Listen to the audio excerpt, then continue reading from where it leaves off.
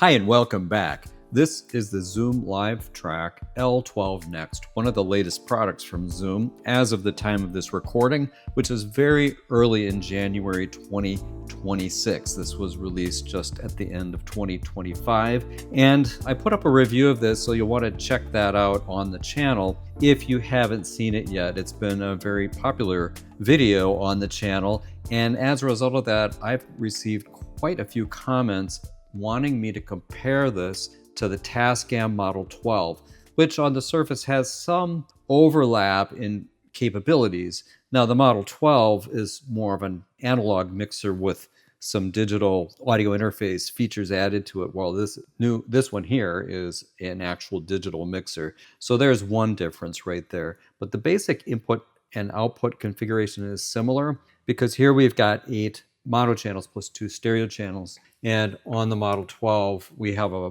very similar thing. Now, I don't have a Model 12, but we're going to use it with the picture of the Model 12 here. And so you can see that we've got basically, this one has 6 mono channels, 7, 8, and 9, 10 are stereo channels. So in reality, we've got 8 plus 2 stereos here, and this has 6 plus 2 stereos. And then there's actually some other inputs on here as well. Now, that is where the similarity starts to diverge, but I'm going to go over the things that I figured out that are the differences between the two. And I'm going to do that in no particular order, but we're going to start with the product itself.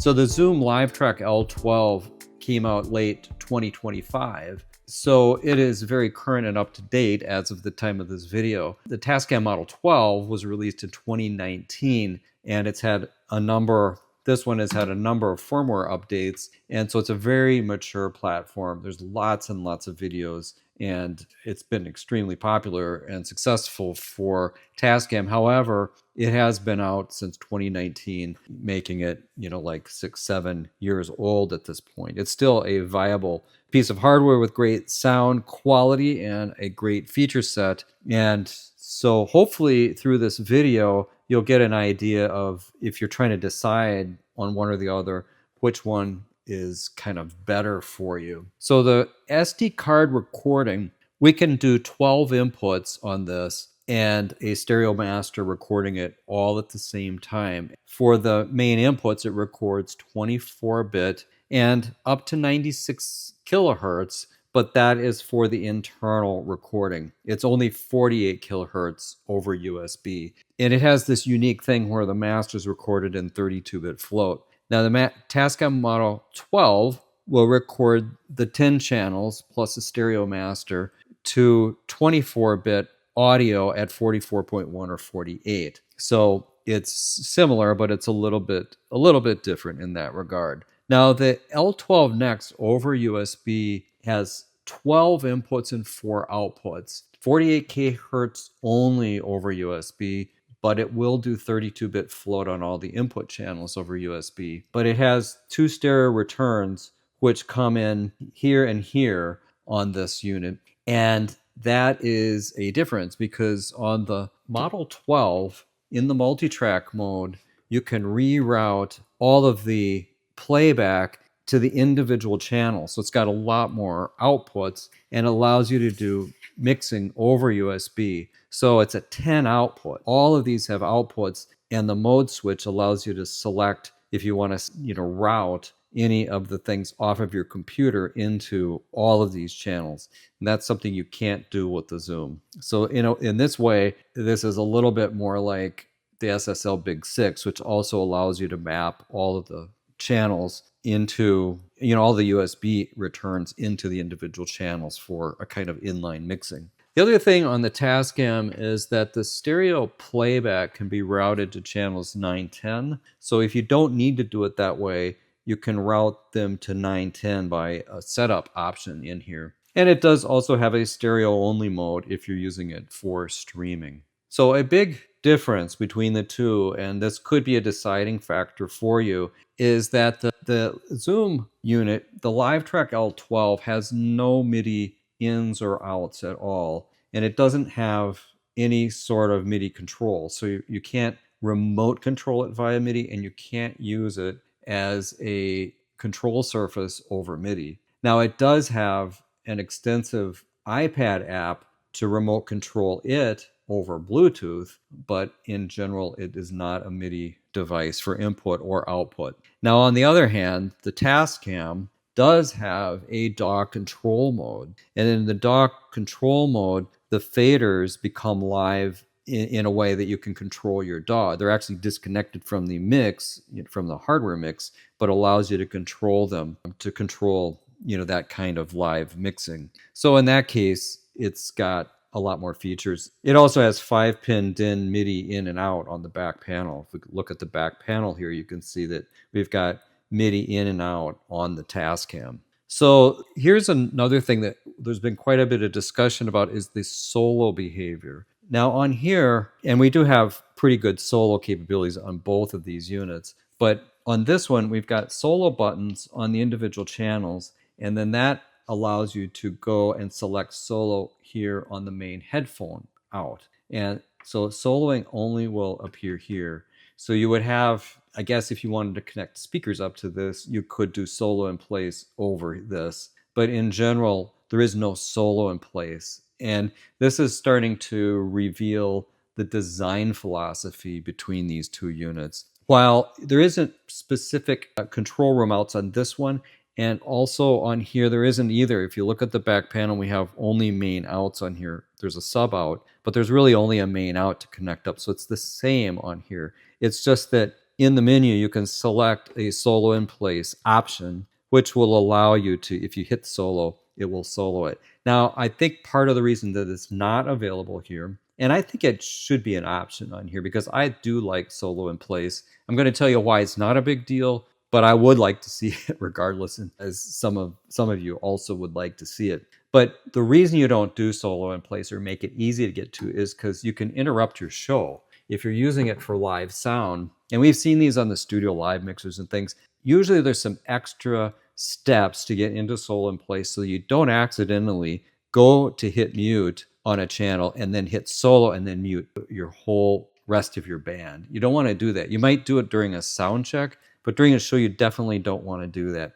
So this keeps you out of trouble if you're using this for live sound. But if you're using it in the studio, you're in the control room and you want to do that, then that's fine. Now, because both of these boards don't have that many channels, it's not that hard to turn the faders down or to mute everything you don't want to hear. So that's why it's not a big deal. On a big console with a lot of channels, that solo in place is really, really handy because you don't have so many fingers. If you've got 16 or a dozen 48 channels or something like that, you really don't want to have to mute everything else to do solo in place. In solo, it's always pre-fader listen, and I believe that we have the option to choose it on the Model 12. So we have pre-fader listen or AFL on all the channels, and also on the auxes and the effects return on the Tascam unit.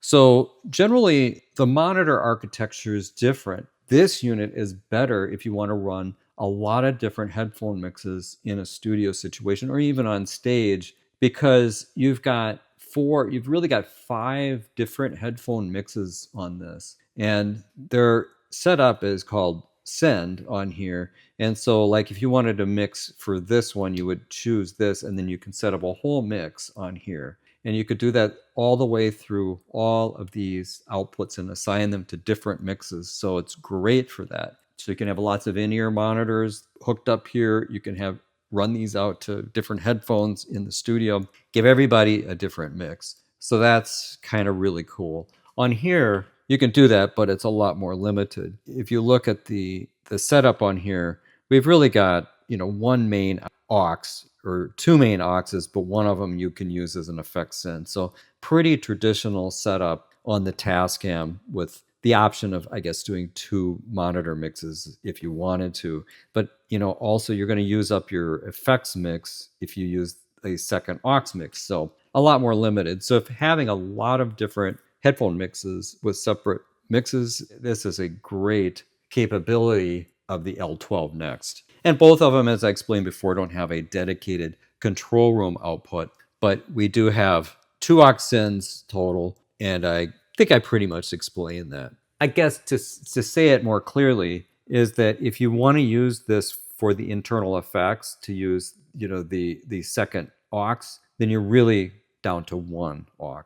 And here you've got them all because there's a separate knob here, or a separate control layer on this for the effects. The faders, I think, are the same 60 millimeter faders, and I've seen these in the past, but I just don't happen to have one available at this point. Sometime it would be great to get one back in here so that I could take a look at it, but I believe the faders are the same between the two. While these are obviously digital and everything is digital about this board, there is a fader locate feature here called fader position that allows you to relocate faders. And I guess that's a big difference. On this one, if you're in the DAW control mode, the faders could get out of sync. When you go back, you would have to exercise this and chase, and when you pass through the point that you're last using it as a mixer, you'll pick it up. Internally, this isn't digital. I believe it's some sort of a VCA style control in there, or maybe it's a digital control. I don't really know.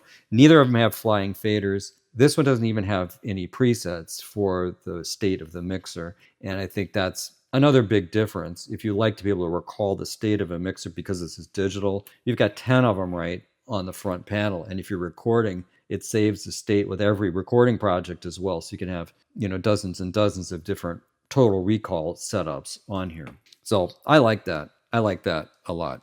Bluetooth and mix minus. Well, for the most part, this doesn't have Bluetooth. The Zoom LiveTrak L12next doesn't have integrated Bluetooth in the normal sense. It does have Bluetooth to connect up to the iPad app for remote controlling it, but you can't pair up to it and play things back. It just doesn't do that. The Tascam, on the other hand, does have a Bluetooth configuration on here, and you'll see it right here with some different assignments. So there's pairing for Bluetooth right on the front panel, and you can assign that Bluetooth playback to the main or to channels 9, 10 on here for playback. Pretty typical of a lot of mixers. In addition to that, the Tascam does have mix minus that will automatically work with that, and also for the phone USB input. And that there's a 1/8" phone input on the back on the Tascam as well. There is a mix minus capability related to the monitor outputs, and that's selectable through the menu on the Zoom, but it's not like an automatic thing where you just pair up your phone and use that. The remote tablet capability of the Zoom L12next is unique to that on the Tascam. There is no remote device control or anything like that. Because it's an analog mixer, it just doesn't do that kind of thing. So let's talk about the display. I think some people have complained about this OLED display being really, really small in postage stamp size, and it is. But on the other hand, it hasn't bothered me because it's very high resolution, and it does some cool things. You know, like it's in a timer mode right now, but if you twist any of these things, you know, it gets a big focus on the value that you're turning at the time. So I think that's pretty cool. This does have a bigger display with more dedicated functions to it on the Model 12. That's really a matter of preferences. This looks a little bit dated to me at this point, and there's probably more flexibility in general on the Model 12, so there's more things that you can do within that display. I think it's a pretty good trade-off. They both work pretty well. I think the L12 lets you do most things with minimal menu diving.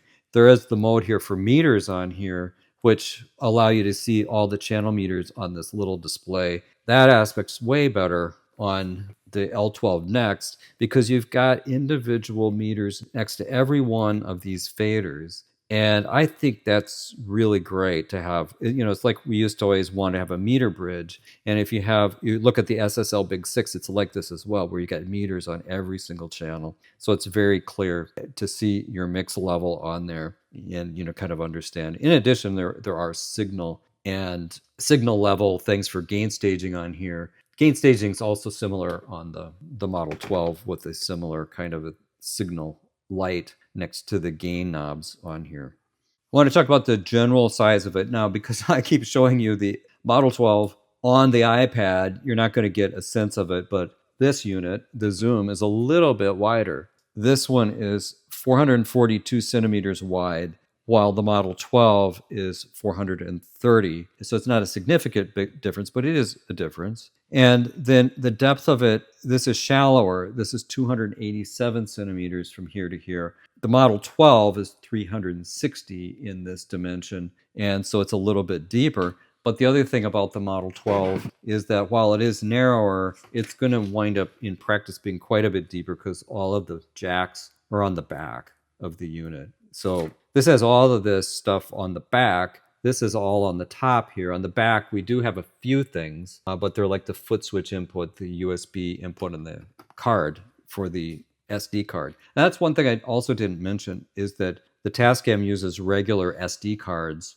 which are inserted here on the top panel under this little cover, while on the Zoom L12next, they're micro SD cards and they go in on the back.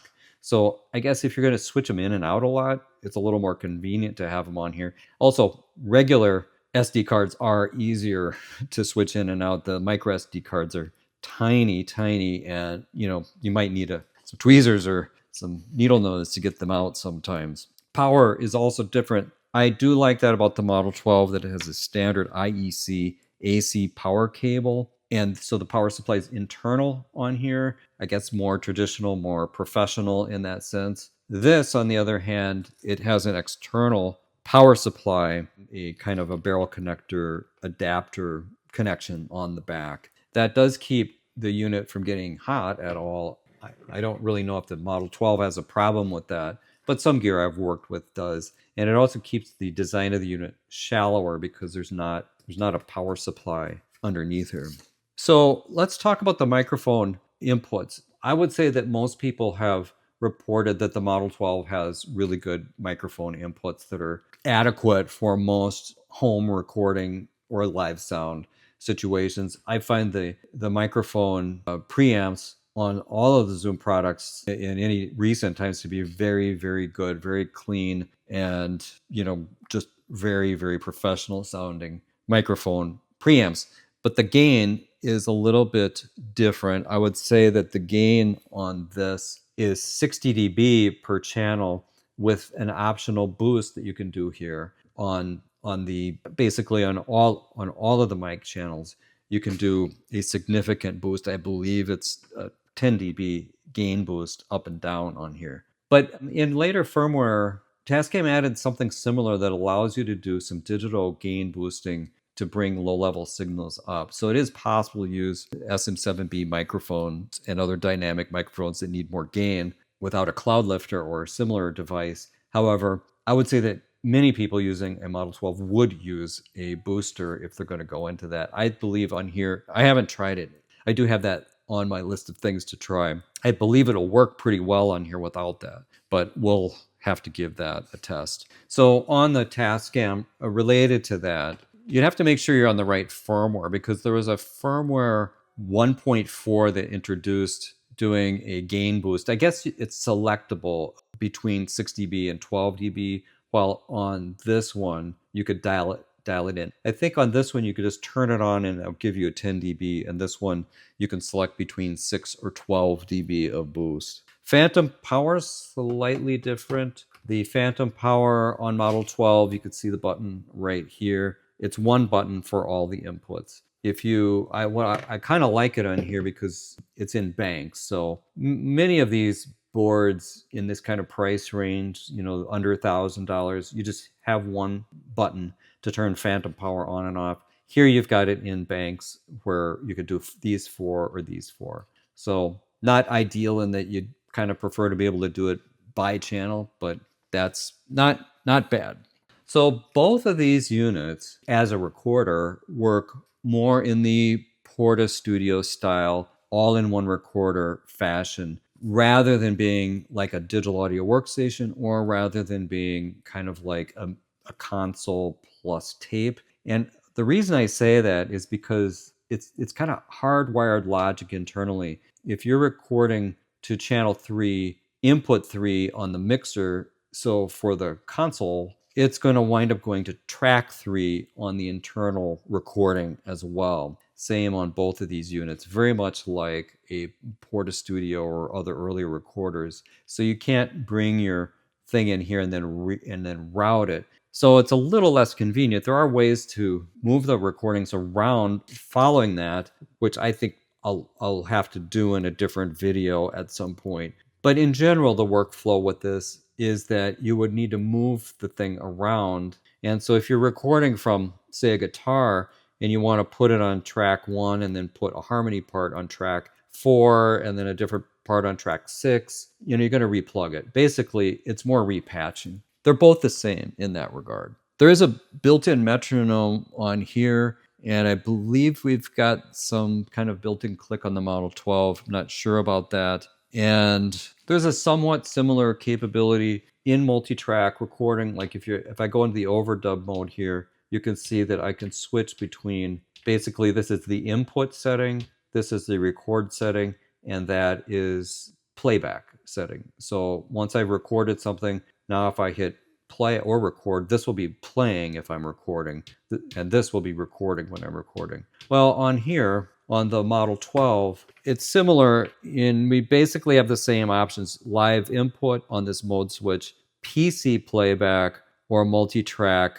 recording mode. In the multi-track mode, whether you're listening to playback or recording is based on this button here. So there's a separate record arm button. And on this unit, it's all in one place. I don't think one is that much more difficult than the other, but I think I found it out of the box. This was really, really easy to get going on, and you'll see that in that earlier video. And the typical street price, this being brand new, $799. And this being on the market for a while is actually a tremendous bargain at $599. I don't know, and you could probably get these used as well, because there's lots of them have been sold, and there's lots of them out in the market. These are brand new and were initially in pretty short supply, but I believe that as of the point of recording this, that they're pretty readily available.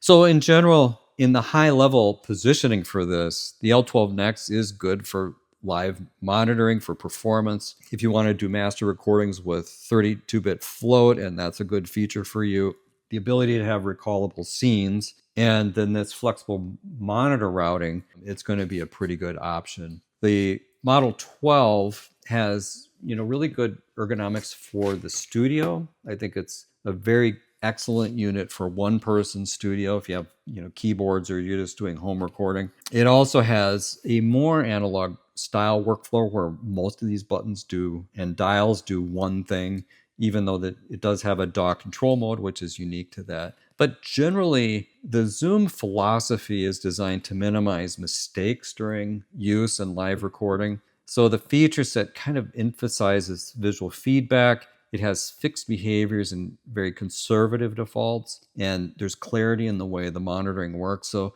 I think the goal here is that it's more predictable under pressure, or maybe more predictable for maybe a less experienced user, or maybe somebody like me who wants it to be more simple while recording, so you don't have to think about the routing and try to debug it if you got it, the routing work going wrong and it's not doing what you're expecting. On the other hand, the Model 12 has more flexibility. I just think that this is more traditional. It's a very familiar looking thing if you've worked with mixers. So it's going to maximize your flexibility. And I think that in a situation where you're working in hybrid and along with the digital audio workstation, it does it quite well. It more exposes the routing, and it's also got MIDI sync and other things that are useful, like the Bluetooth interface for connecting to external things. But in a way, you could do a little more creative routing with this, I think, and this is a little bit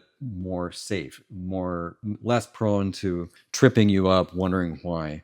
So with that, I'm going to wrap this up. Hopefully this has been helpful to understand some of the differences, and I hope my explanations are somewhat clear. And if not, feel free to ask questions in the comments. If you like this kind of content, then subscribe to the channel. If you're interested in any of the hardware in the channel, try to use the links that are on the video or in the description. If you want to make a purchase, it does help out funding and keeping new content coming on the channel. And on the next screen, you can watch another video that you might find interesting here on the InventiveGear channel.